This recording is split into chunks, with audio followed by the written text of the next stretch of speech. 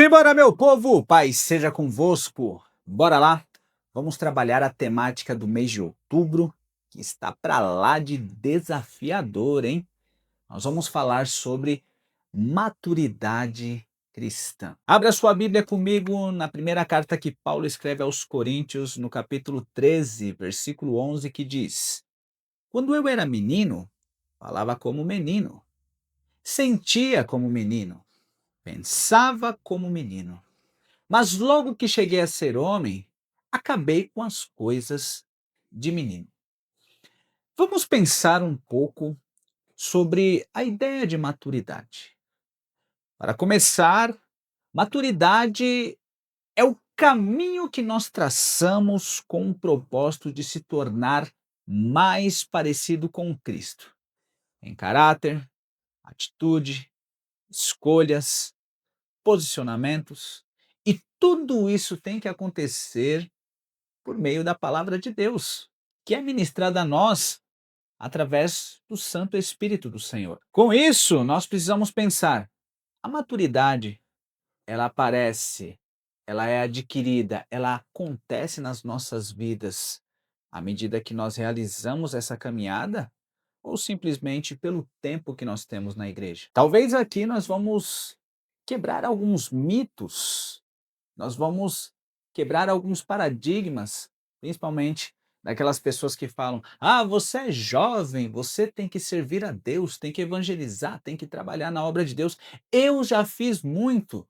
Eu fico pensando, quando alguém tem esse posicionamento, o que será que ela pensa quando ela descobre que Billy Graham pregou até os 96 anos de idade, pouco antes de morrer? Hum?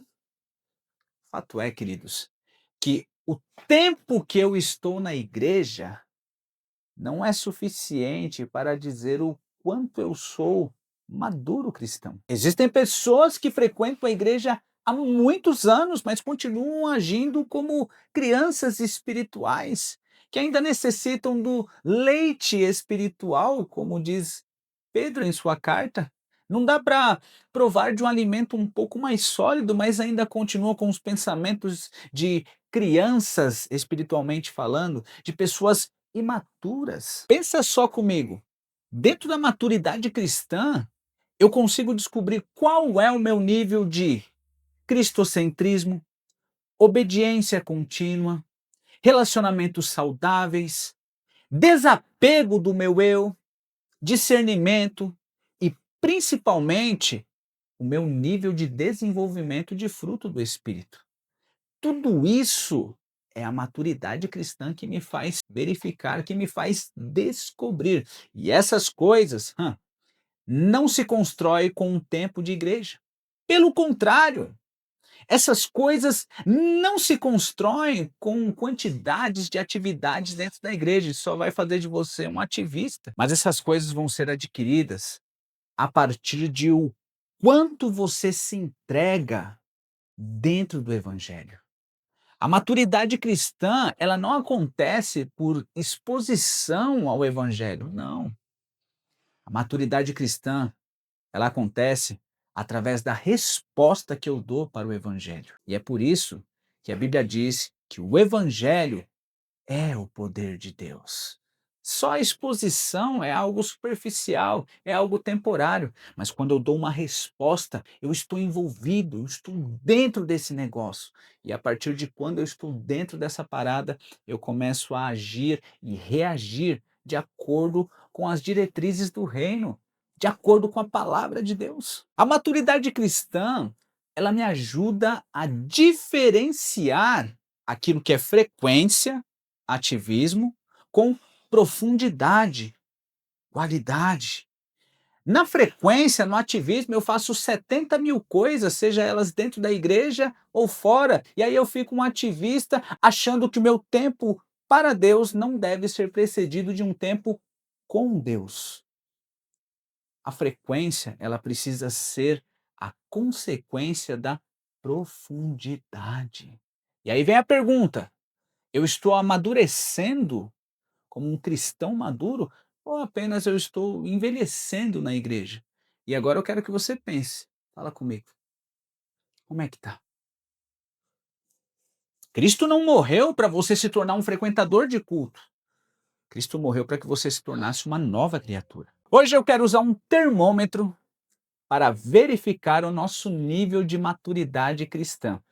E eu quero abrir com você uma discussão aqui. Eu quero que você, membro da célula, fale o seu ponto de vista sobre você.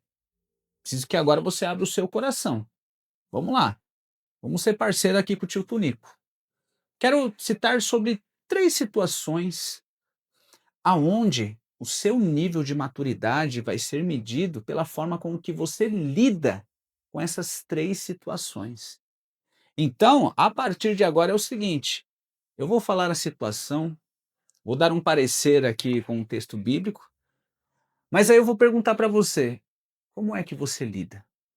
E quanto você tem progredido para alcançar o ideal? 3 situações para nós trabalharmos aqui nessa primeira semana.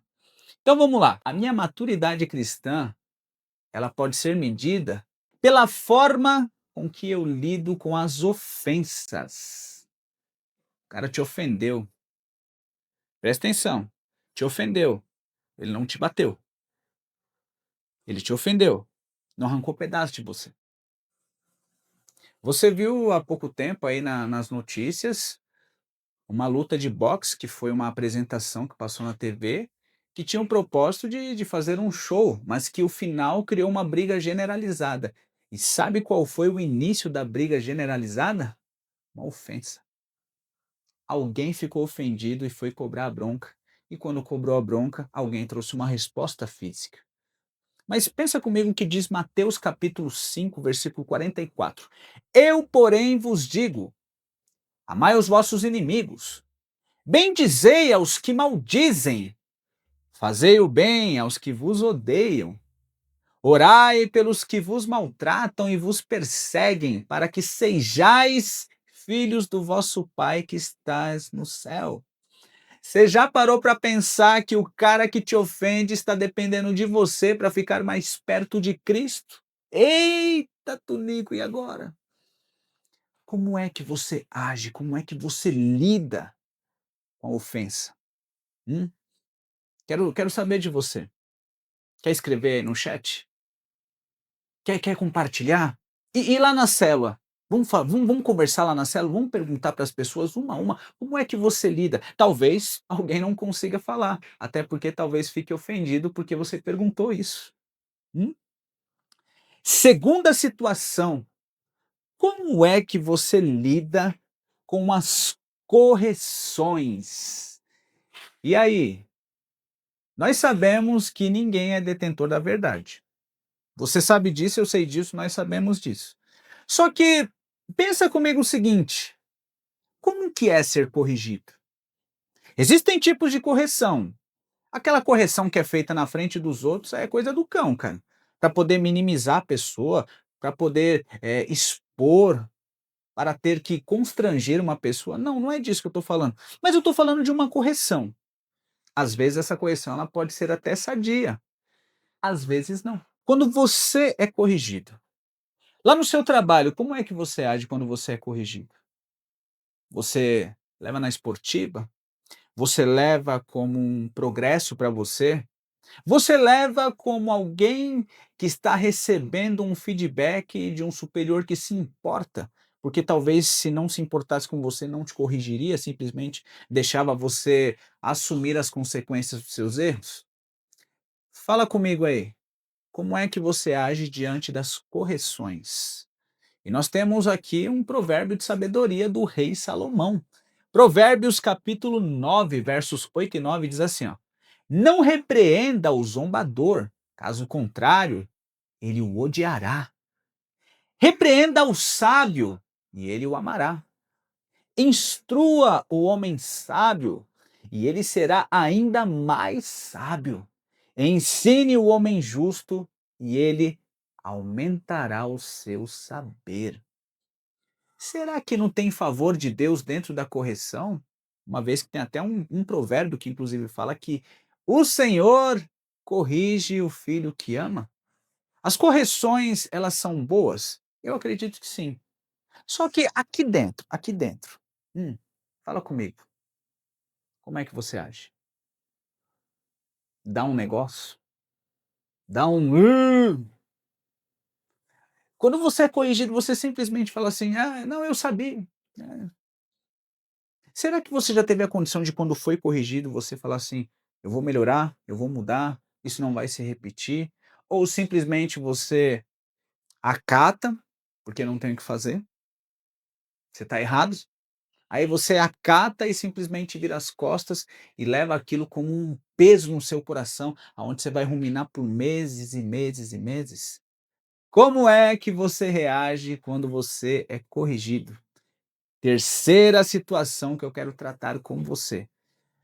Como é que você reage diante das frustrações? Eita, não deu do jeito que eu queria. Aquilo que eu projetei há meses, mas de repente eu projetei do jeito errado. De repente eu projetei sem ser corrigido, sem ser orientado, e aí deu ruim. Ô, velho, tô frustrado. Como é que você lida com a frustração? O apóstolo Tiago, quando escreve a carta para a igreja, ele fala alguma coisa. Olha só, Tiago capítulo 1, versos 1, 2, 3 e 4. Meus irmãos, tende grande alegria quando enfrentardes várias tentações, sabendo que a prova da vossa fé opera a paciência. Tenha, porém, a paciência, a sua obra perfeita, para que sejais perfeitos e completos, sem faltar coisa alguma. Semana passada a gente falou sobre paciência. Nós falamos que para desenvolver a perseverança, nós precisamos crescer em fé, esperança e paciência. Nem sempre nós lidamos de forma positiva com as frustrações, porque frustração é dor, é chato, é angustiante. Frustração é frustração, cara. Então, pensa comigo aqui. Três coisinhas básicas para nós discutirmos aqui, para a gente bater um papo. E eu queria que você me compartilhasse. E aí, nós vamos orar. Porque se nós não sabemos agir com frustrações, com correções, se nós não sabemos agir com ofensas, lamentavelmente, nós temos que aceitar que nós somos imaturos espiritualmente, que nós não somos cristãos maduros. Quero fazer um desafio para você. Dessas áreas aí, se houverem outras, pode ser que nas próximas semanas a gente venha falar sobre elas, mas escolhe aí uma das áreas que você acha que tem agido com maturidade, perdão, com imaturidade. Escolha aí uma área que você tem agido com imaturidade e proponha um passo prático para essa transformação. É aceitar a correção sem ter que reclamar ou se justificar. É receber a ofensa e procurar entender, poxa, da onde, por que que essa ofensa ocorreu? Eu plantei para receber essa ofensa. É mudar o coração. Porque entende o seguinte: quando se trata de ofensa, escute bem o que eu vou te falar. Quando se trata de ofensa, o que vai contar não é o que a pessoa fala. O que vai contar é como você reage àquilo que a pessoa fala. E como que eu ajo dentro das frustrações? Vamos trabalhar sobre isso durante essa semana? Em nome de Jesus, quero orar com você. Pai, eu quero te louvar. Te bendigo por esse tempo com os meus irmãos, louvo ao Senhor e quero pedir em nome de Jesus, manifesta o teu poder e a tua graça sobre nós. Cuida de nós, meu Deus, para que, ainda que seja com dureza, dificuldades e até dor, que nós possamos alcançar a maturidade que agrada ao Senhor. Abençoa as nossas células, no nome do teu filho amado Jesus.